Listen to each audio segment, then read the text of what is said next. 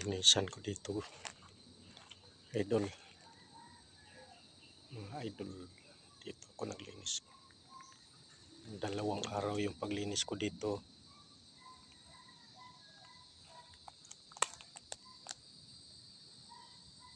Ito.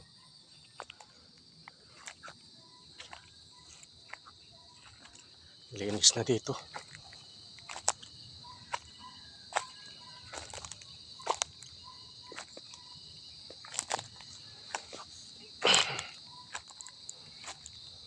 Dito ako nag-grass cutter kahapon at saka ngayon. Yan. Konti lang tinapos ko ngayon.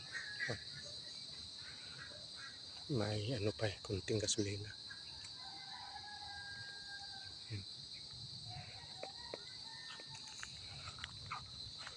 Lawak dito guys.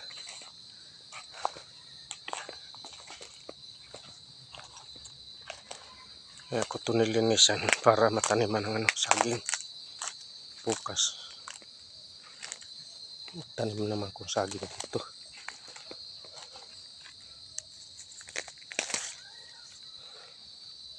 Yan.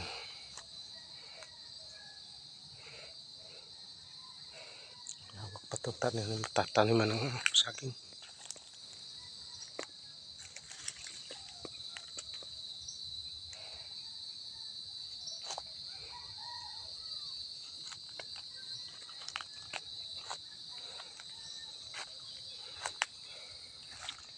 Yan, para pantanim yan guys. So, nasa ibabaw na yung ugat. Yan. Ilipat ko yan bukas.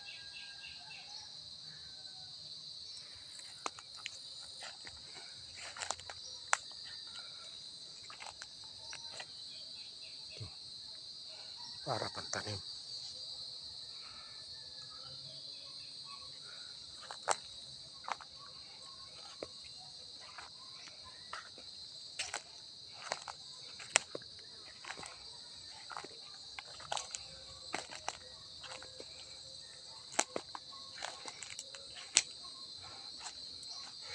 May nakita ko ditong ano, ang tawagin doon sa amin, banay. Tubo. Yan lang tubo doon sa amin guys. Sa iba, wala na nila ng banay.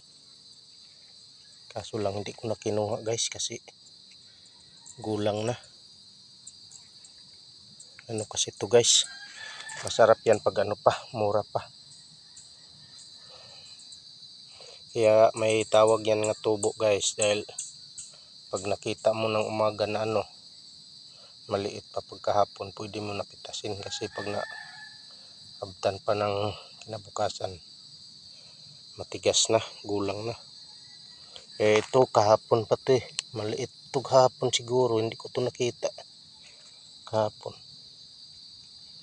Pero wala nang gamit to. May mga uod na. Nangalanan to ng tubo guys dahil saglit lang tumutubo. Pag nakita to na maliit pa, sing laki pa dito, yan, kunin mo na lang. Yan, ganyan. Pag ginanon mo na yung ano niya, kung malambot pa, yun, pwede pa yun. Ito tigas na guys.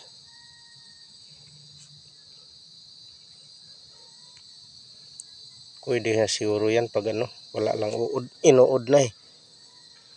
Tulad to sa nun guys, yung pinaulan sa Panginoon na ano, mana. Pag maabutan ng kinabukasan, inuod na. Yan to. Kahapon to tama guys.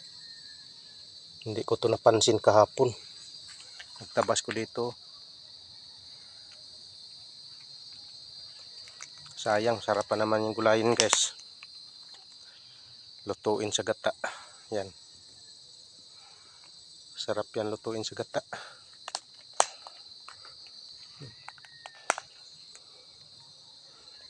Salamat guys sa panood sa video. Nakita ko lang yung ano, nilinisan ko at saka yung ano, pwede gulayin.